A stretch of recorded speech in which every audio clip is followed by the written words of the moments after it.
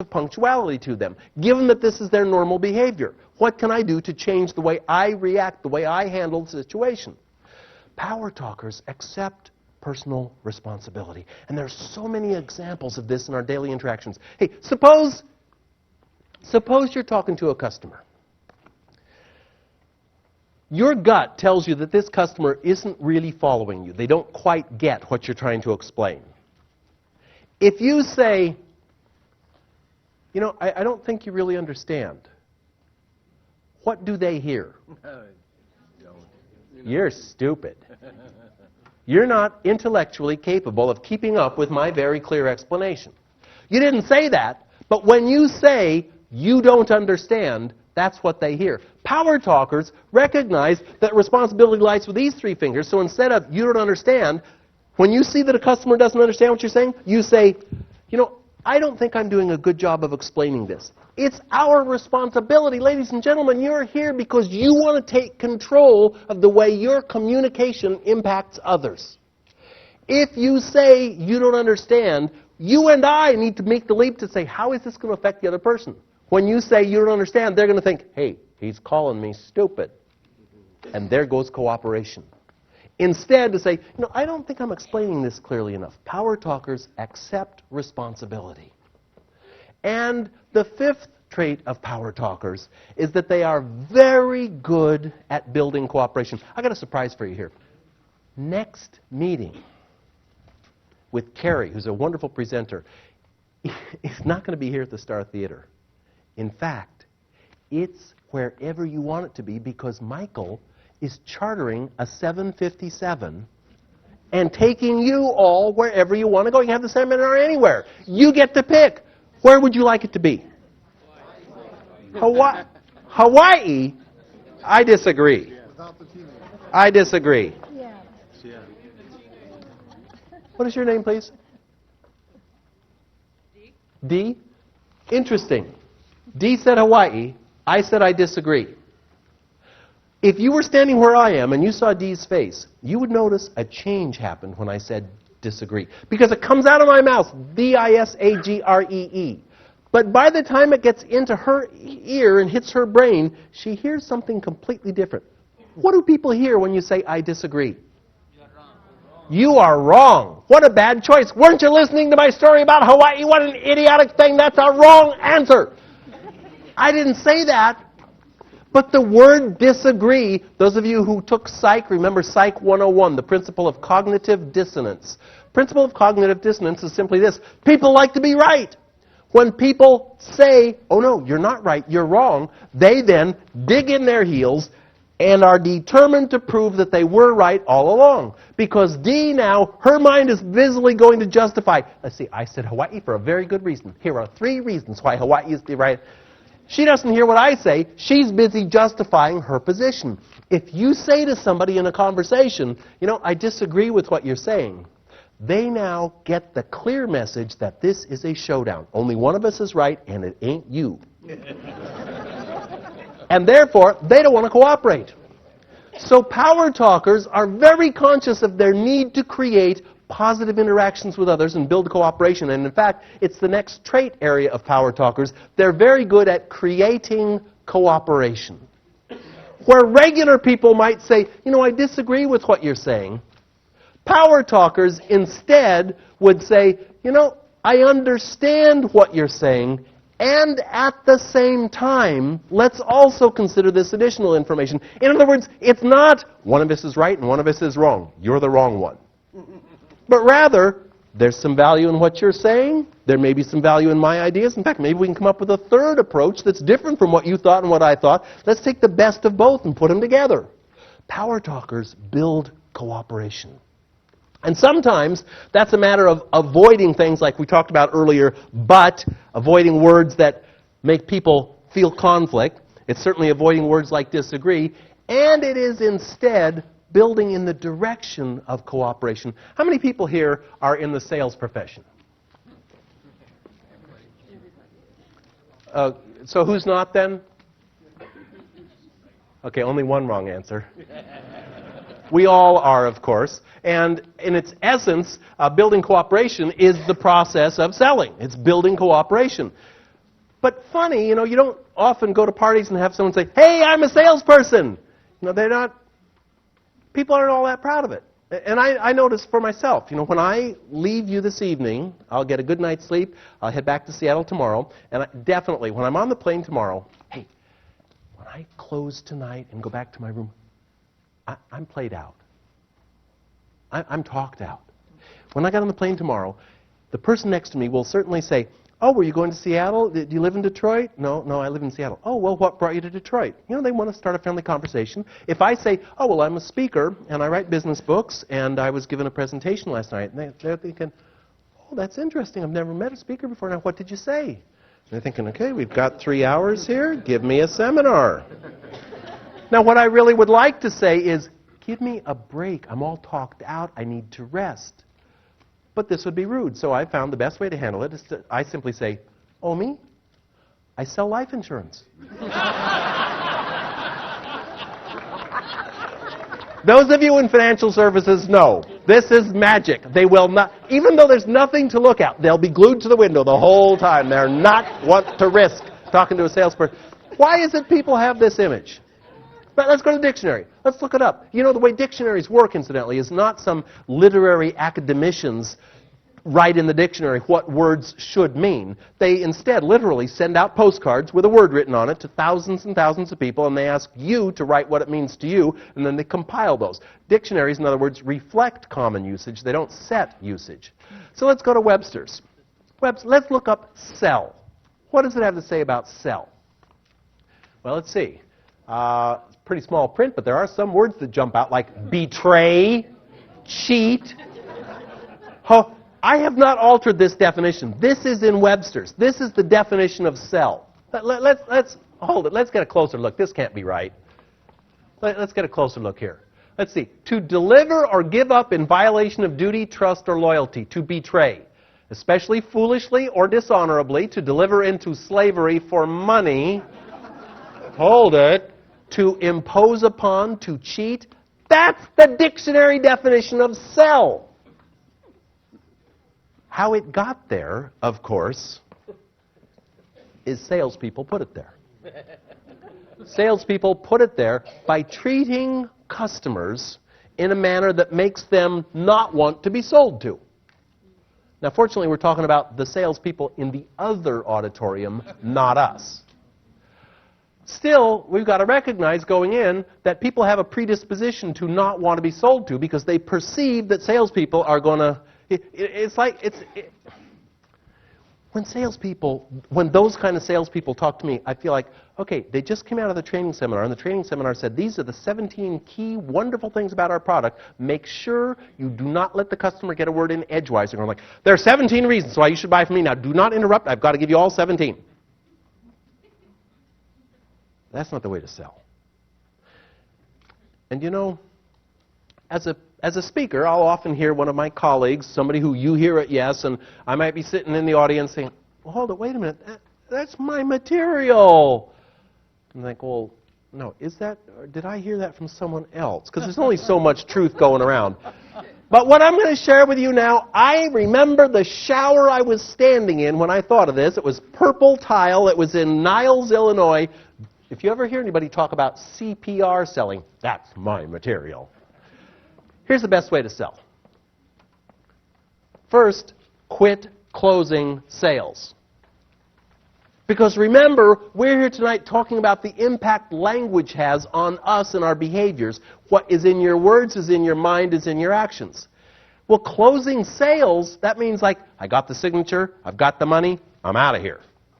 And no wonder customers feel like they're really romanced when they're prospects, and when they become customers, it's not such a pleasant experience. So let's remember that if you use terminology, common terminology like closing sales, there's that link, that connection between your mouth, your brain, and your behavior. If you say you closed the sale, it's like giving yourself permission to walk away and abandon this customer. Because every customer conversation is not a closed deal. You don't close sales. Every conversation is a step in the direction of nurturing a long-term relationship. And so I want to have you purge closing sales, just get that term out. And instead, when you're talking about a situation where you would normally say, hey, I closed a sale, instead talk about having initiated or opened a relationship. Instead of talking about a customer service problem you had to solve, talk about nurturing the relationship and extending the relationship, because, of course, profits in business result from long-term customer relationships. That's why earlier we focused on building referrals. Referrals come from customers who are pleased with their relationship. They don't give up referrals to those with whom they don't have a basis of trust. It's all about building long-term trust. So instead of closing sales, I want you to administer CPR. And I'm not talking about, knock them down to the pavement and start beating on their chest. Instead, CPR is an acronym that stands for what I believe to be the 3 simple and typically overlooked guides to good selling. The first is to ask questions. The number one mistake salespeople make, no matter how many books, videos, seminars they go to, salespeople talk too much.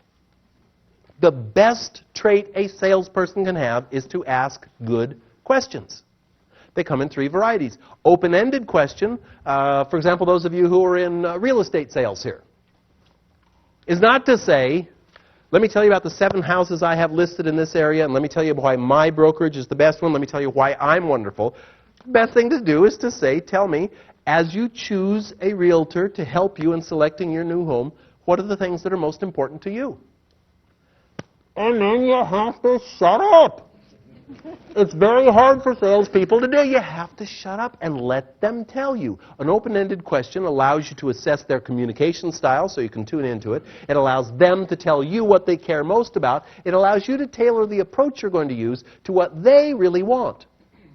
Multiple choice questions help your prospect or your customer steer you toward the best solution for their set of needs. Is convenience in commuting to work more important to you, or is it resale value for your home? Is it the ability to expand your home as your family grows, or are you looking for a place that you can be comfortable in for the rest of your life and not have to expand? Incidentally, for realtors in the audience, yesterday I signed the final documents. I am moving from my current 3,500-foot home to a 1,600-foot home. It's the great downsizing experiment. And I go back tomorrow to finish packing up, to move in on Friday, and it's so exciting to me that if somebody were selling a house to me, I wasn't looking for a house, I just fell in love, I just saw this cottage and thought, I want to live there. It's less than half the size of my current home, but isn't it time I got rid of that junk that I just keep moving from house to house? So, very important that we ask our prospects what they care about.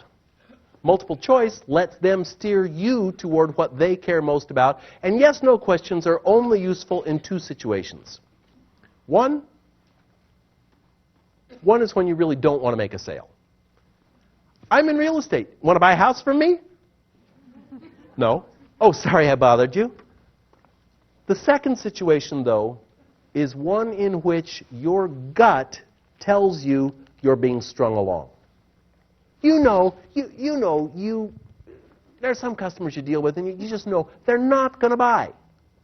And this yes/no question comes into play when you say to your customer, to your client, buying a home is such a big decision, and I'm really glad that you've been taking time to thoughtfully approach it. I'm glad I've showed you the 17 homes that fit your needs. It was my pleasure to show you the last 7 of them 4 times. I know that you wanted to have your out-of-town family come and see them too. I was happy to get the tax records and the duplicates for the tax records that you lost. Are you going to buy a home or not? Because if they're not, get them to say no. In that case, now you can focus your attention on somebody who's going to do business with you. Some people aren't, but they just can't bring themselves to say so. So you want to kind of flesh them out. Get them to tell you where they stand. The C is to consult. Ask good questions. And the P is to personalize it. That is to match the benefits you know that apply either to your service or the particular product, or for realtors to the home that you're selling, to match Based on what you're telling me, what's most important to you is, the reason I see this home as being a good fit for your needs is, in other words, make the match for them. And then, remember what we're here for tonight? We're focusing on the importance of language, the link between your words, your thoughts, and your actions. Then I invite you to use the word recommend. The R of CPR is to recommend. Because typical sales posture is to get behind someone and try to push them toward what you want them to do. Recommending is getting beside your customer through a process of asking questions and personalizing, develop the dialogue. What do you need?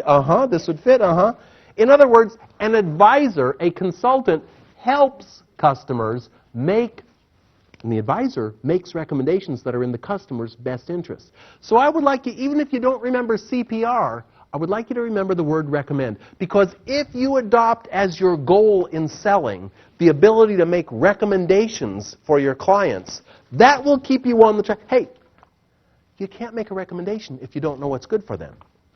You can't know what's good for them if you don't ask questions. So as long as your goal is to make recommendations for your client, psychologically you'll be keeping yourself on track, focused on your client's needs. This trait of power talkers is that they are very good at building cooperation. They sell well. They have customers who enjoy working with them. And they have customers who they know rely on them. In fact, the sixth trait of power talkers is that they are decisive. I remember this home that I live in now that I'll now be selling. Anybody want the listing? It's in Seattle. This home, I know when I purchased this home originally, there were all these flyers around the neighborhood. It was a brand new neighborhood with people who were, screens, $14.95 any size window. And they all looked about the same, and one was for Ed's Screen Service. And I remember I called up Ed's Screen Service and said, I just bought this home, and here's how many windows and sliding doors there are. And he gave me a price for them. They were all the same. They're basically the same price. And I thought, what's the difference? And I called Ed's Screen Service. And he came out, and he said he should be out there first thing Thursday morning. Well, he didn't show up till afternoon, but okay. And he came out and he measured, and he gave me the price, and sure enough, the price was acceptable. I said, well, how long before I get the screens? He said, well, it should be within 2 weeks. I said, well, okay, 2 weeks I can wait. And the bugs are around, but 2 weeks I can make it. Well, after 3 weeks, I called Ed and said, hey, you said 2 weeks, but I had to tell the answering service because Ed wasn't there. And they said, well, we'll take the message, and he should call you back tomorrow. But he didn't call back tomorrow. And I left this series of messages. I finally left 3 messages in one day. The third message said, tell Ed he may place the screens wherever he wishes because I'm canceling the order. If he won't return my call, I'm canceling the order. What do you know? Ed called back. He said, oh, gee, what do you know? The screens just came in. I should have them out there for you Friday morning. Well, okay, so it was 3 o'clock in the afternoon, but all right. And he installed the screens. It was okay. Everything was okay. And I followed Ed out to the truck, and I wrote him his check.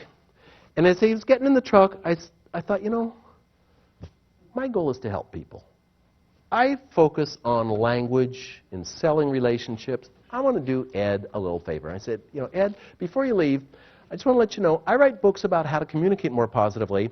And, there's something about your style of communication that I haven't felt very good about because you actually have never done anything you've said you would do. You haven't called back, you didn't come there on Friday, you weren't there in the morning. And as your customer, I just felt you should know, I felt disappointed. Screens are fine, but I felt disappointed about the way you've handled dealing with me. And Ed said, hey, 99 out of 100 you can please. There's always somebody who no matter what you do, you can't make them happy. And he slammed the door and he left with a screech. And I was just like, I'm trying to help him. And then I thought, let's see, I'll stop payment on the check. And then I realized, no. Ed did nothing wrong. He never violated a commitment. He never made a commitment. Had I been paying attention, I'd have noticed that he always said, I should have them in 2 weeks. I should be there Thursday. He never said what he would do, only what he should do. And I have since learned that when you hear somebody who says, I should be able to do this, I should do that, don't count on it. Powerless people, the ones in the other auditorium, are not decisive. When they speak, they say things like, I should be able to probably have that completed by, about Thursday. Don't count on it. When someone says, I will have that for you, that's the person you can rely on. Power talkers, with their language, convey that idea that you can count on them to do what they say they will do. Power talkers are decisive. Incidentally, note there's a difference here. Okay, here's a question. If you are on vacation and you order room service and your breakfast is delivered to your room in 22 minutes, will you be happy or not happy with the 22-minute wait? It depends.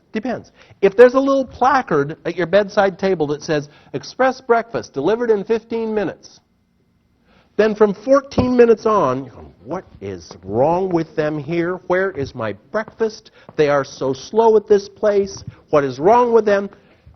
But if you place your order and they say, I'll have that up within half an hour, and you hear a knock at 22 minutes, you're going, man, they're fast. What great service they have here.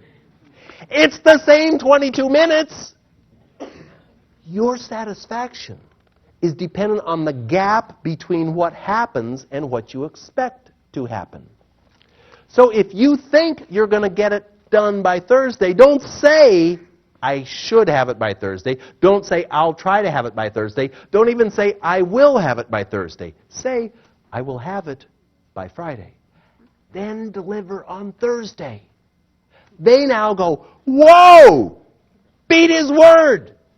We want the people with whom we deal not just to know that they can rely on us to follow through. We want to consistently surprise them that we did better than they expected. We set their expectations with our language. And of course, this also builds in a safety cushion because sometimes unforeseen circumstances make it impossible for you to do things as well as you would like to. And when you have built in that safety cushion, you can at least meet their expectations even if you don't exceed them. Power talkers speak decisively. You know you can rely on them. They don't say what they should do, they say what they will do. They don't say, I'll try to get that done. They say, I will get that done. Now, to be honest, we're covering so many different approaches, so many different phrases here.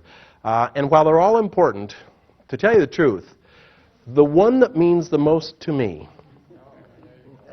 and I want to level with you on this, candidly speaking now, let me be frank. Okay, so what are you thinking when someone says this? Yeah, let me be honest with you. I'm not honest with other people. Let me tell you the truth, as opposed to the lies I've been telling you up until now. The seventh trait of power talkers is that they tell the truth. It's so common. You say it now. I've pretty well purged myself of this, but it's such an epidemic of habitual phrases that people say, well, to tell you the truth, honestly, frankly, let me level with you, all of which imply that it's not your normal behavior. Yet, how many of you have read that book, The Millionaire Next Door, one of the books in the series, Millionaire Next Door? Excellent series. I highly recommend it. And before I read that book, I had a wrong impression, as do most people who read the book. And that is, you say, well, the author set out to say, what is it about millionaires that makes them different from other people? What about people who achieve financial security? What's different? And most of us, myself included, think, oh, okay, well, they're extra smart, or they're taller than everybody else, or they come from families of privilege, or they graduate at the top of their class, or they got some special, there's some inside deal. Turns out not to be the case. People who achieve financial success are not extra bright. They didn't graduate at the top of their class. They don't have special family backgrounds. They're simply down-to-earth people who set a plan, who work consistently, who save money, who have goals in mind. They're regular people. When the author interviews the millionaires and says, what is it about you that made you achieve financial success? They don't say, well, I'm extra smart, or, boy, I was a good student. They don't say that. The number one answer is, I'm honest. People know they're going to get fair treatment from me. They know they can rely on me. They know I'll do what I said I will do. I have built a lifetime track record of honesty. Caution. Ladies and gentlemen, caution. Everything I've said up until now this evening has involved a substitution. I've said, don't say problem, say challenge. Don't say, I can't seat you until 3, say, I can seat you at 3. Don't say, I'll have to call you back, say, I'll be glad to call you back. In every case, except one, there's a substitution, there's a better way to say things. There is no better way to say, I am an honest person. There's no phrase you can use.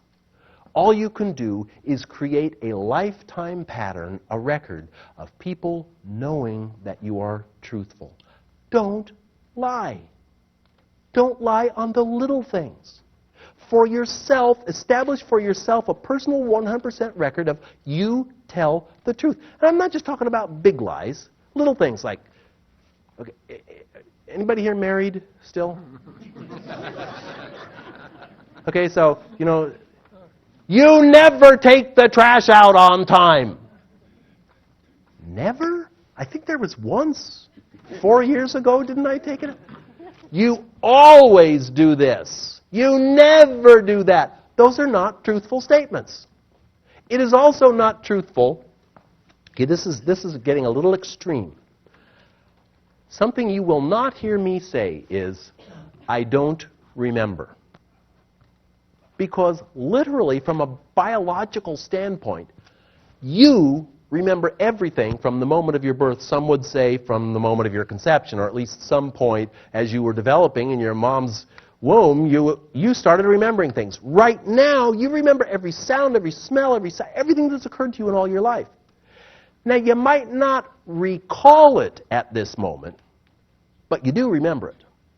So if you say to someone, geez, I can't remember, that's literally not true. That's a lie. It's also a destructive lie. Because when you say, I can't remember, you're saying, my brain has limited power. No. There is no supercomputer, no Cray, no supercomputer on Earth comes close to the processing and memory storage capabilities of your brain right now. We have such a phenomenal resource. We don't forget anything. So don't say, I can't remember. Personally, what I say is, I don't recall. Because that's actually fact. It's in there. I'm not pulling it out right now. I might not be remembering at this moment what that phone number is, but it's in there. Power talkers tell the truth in every instance. And I started off at the beginning of our program tonight saying that you wouldn't learn anything new. And I hope so far, everything I've touched on, you've said, no, I noticed that. When someone says, I'll tell you the truth, you get a little suspicious of them right away. The 8th trait of power talkers is that they remember the basics. And we're talking real basics that are very infrequently practiced for some reason. The first is that power talkers remember the basics by using other people's names. In moderation! Caution! And I add this caution because I remember shooting a video series in Denver. I was in a TV studio. The producer's name was Joe. And Joe said, it was a 12-hour video series. Joe said, George, this is going to be such a fantastic program. You have just great material here. George, I've been all through your outline. I see all the points you're going to cover. George, they are so right on. It's going to be great. And George, there's one thing I noticed in looking over your outline that you didn't specifically focus on. And George, I want to encourage you to add this chunk of material because, George, it is so important. Because after all, George, I sell myself. And one of the most powerful things any salesperson can do, George, I'm sure you've noticed this yourself, is to use the other person's name. And I'm thinking, don't say it again, not one more time. You know, nails on the blackboard, George. It's like fake, phony, fake, manipulative. So I suggest 3 times. When the other person says their name the first time, say it right then. Say it back. Scott, it's a pleasure to meet you. At some point during the conversation, say it once. The last thing in the conversation, Scott, I enjoyed talking with you. Just 3 times is fine. Oh. How many people here would say, you're really not that good with remembering names? My hand's up. This is an area that I personally work on. Excellent. Thank you very much. Please, come pick up this book at the break. Excellent. Thank you for catching me. Very good. I have difficulty recalling names. So, you know the situation. Oh, what's that guy's name? I know it. What's his name? And you oh, he's coming over. Oh, what am I going to say? You know, I hate to say, oh, I'm so sorry, I don't remember your name. You hope somebody else will say it. And you go, oh, that's right, it's Dave. Or you could say, I'm so sorry, you have to excuse me. I'm just terrible with names. I'm a klutz. You know, I'm an idiot. Why not do this? Why not say, hey, great to see you, George Walther. Because when you extend your hand and extend your name, hey, chances are he's over there going, what's that guy's name? When you walk over and say your name, their natural reaction, of course, is to say their name back to you. They're probably feeling relieved that you volunteered your name. Instead of going around beating yourself up saying, oh, I'm just terrible with names. I can't recall names. Instead, walk over and announce your name. That puts the other person at ease. They say your name, and it's all taken care of. Power talkers practice the basics, and they use other people's names. Power talkers also, they make mistakes. And when they do, they apologize. And they admit it.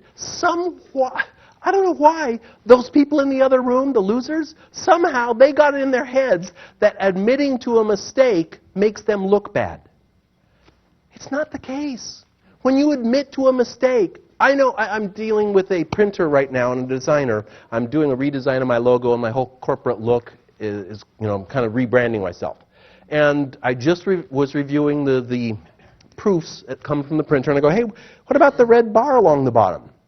And this guy, Scott Michelson, looked at me and said, that's my mistake. We left that out. I don't think, oh, he's terrible. He made a mistake. I think, okay, this is a guy that's confident enough that can say, oops, glad you caught that. I made that mistake. I think more of him. My esteem for him elevates when someone admits a mistake. Don't you find that to be the case? Isn't it refreshing when someone says, this is my responsibility? Power talkers remember the basics and admit when they're wrong. And power talkers, boy, how basic could this be? Power talkers say thank you. I had an experience just before we began this program that reminded me of the simple ways it makes a big difference to say thank you. I found this amazing. I buy most of my garments at the Men's Warehouse. And I don't know if those of you who shop at Men's Warehouse, yes, it's excellent value. Yes, there are lots of stores and all that. I notice, though, that the way they treat me so often makes me feel good about doing business there. And one little secret surprise is that any garment you buy at Men's Warehouse, they will press for you at any time for free. Now, when you have a garment dry cleaned, the fabric deteriorates and it's harmful. You shouldn't dry clean everything all the time. You should have it press, dry clean, press, dry clean. So, I drive in with my clothes to be proud. I think this is wonderful. They press for free. Not only that, they press out of town for free.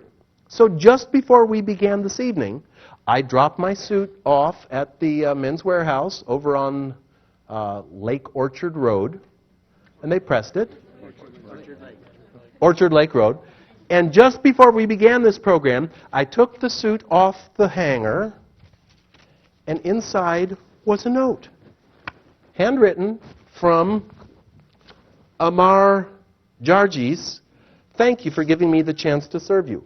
He's thanking me for pressing my suit for free. Am I going back? I buy everything from them. It's the little touches. Expressing appreciation doesn't happen often enough. We all... Okay. Close your eyes for just a moment in deep contemplation. Close your eyes. Think back over your life. Think of all the good things you've done for other people.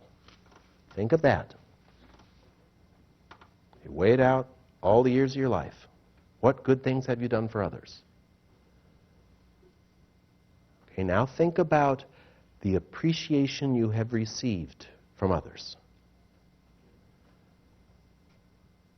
All your life. Okay, those of you who have received more appreciation than you deserve, raise your hand, please. Okay, there are always a couple people who don't understand the question. None of us get the appreciation we deserve, and our customers are just like us.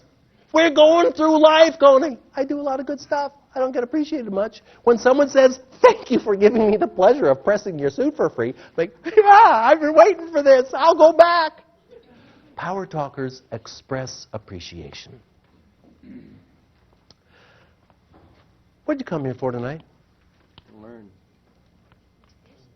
I'm glad you came here to learn. I'm glad you came here for education. I hope you came here because you want to do something with this. But what? I got a game plan for you. What can you do right now? My hope, of course, is at this point that you remember many of the substitutions we've talked about, that you review your notes. Some of you will get really serious and watch the video and listen to the CDs and really put it into practice. But to make this be a reality, a part of your daily life, which, as I say, I work on every day. Don't think you're going to hear this once and go, oh, yeah, I'll never say that again.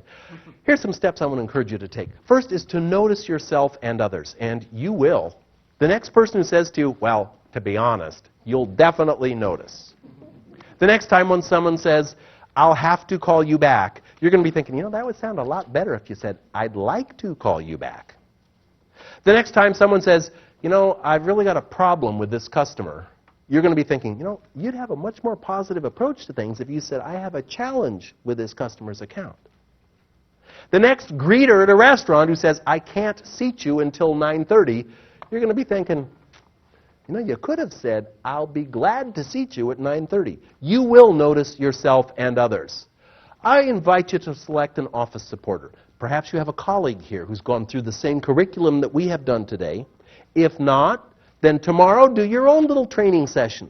And for those of you tomorrow who go back and kind of give a little mini seminar, you could bite it off. You could take it, say, like one phrase at a time. Let's go through the 50 phrases one at a time. And you say to those around you, please help me. I'm not even aware of how frequently I say these things. So some people, they'll take a wide rubber band and kind of write in there, okay, I'll have to. That's what they're going to stop saying. You say, hey, if you hear me say I'll have to, just reach over and give it a little snap. You know, and whap, ooh, it hurts.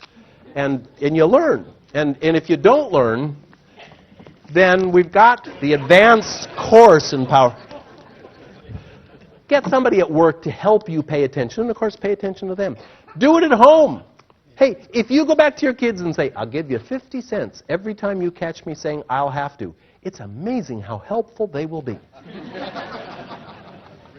I definitely invite you to take advantage of the reinforcement materials. Start with one target phrase. Just decide, I'm not going to say I'll have to. I'm going to always say I'll be glad to, I'd like to, I'll be happy to. Start in one place. Take advantage of the reinforcement materials available here tonight. Take a refresher course on tonight and make it an intense one. I also invite you to visit the website where you can download for free. You'll see it's very obvious there that there's a 50-phrase reference card so that you can print it out and have it right by your phone so you can keep track of all 50 phrases. You can do this. It's not easy. It is simple.